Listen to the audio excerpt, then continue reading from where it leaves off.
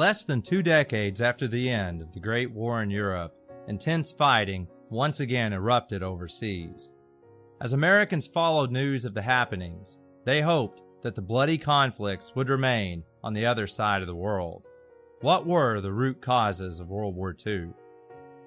The roots of World War II were sown with the end of the conflict known as World War I. In many nations, the end of the hostility did not bring prosperity but political grappling and eventual revolution. Much of this division was fueled by the widespread suffering of their people, which was only intensified by the coming worldwide economic depression of the 1930s.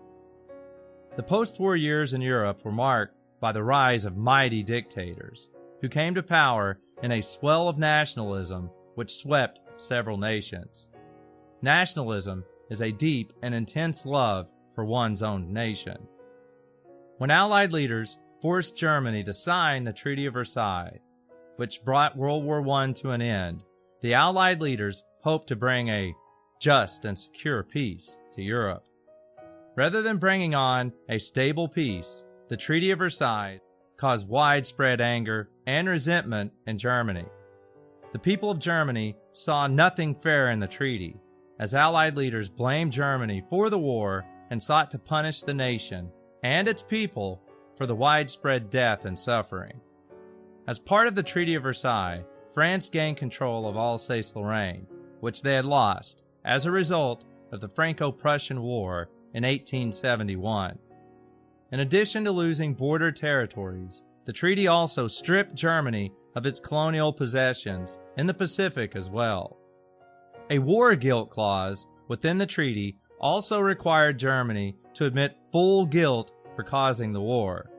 As a result, Germany could be held responsible for paying for the conflict, and the treaty required the new German government, the Weimar Republic, to pay $33 billion in reparations or war damages to the Allies. Severe restrictions were also placed on the number of troops Germany could have in its army, and their entire navy and air force had to be turned over to the Allied powers. These humiliating conditions, coupled with Germany's inability to pay the staggering war debt, overwhelmed the Weimar Republic's ability to govern Germany. The Treaty of Versailles punished other nations as well, and it completely redrew the map of Eastern Europe.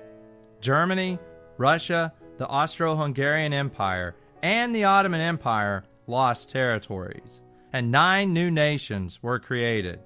The new democracies that emerged would ultimately flounder, and with no history of democratic governments, many of these nations would turn to authoritarian leadership to handle social and economic problems.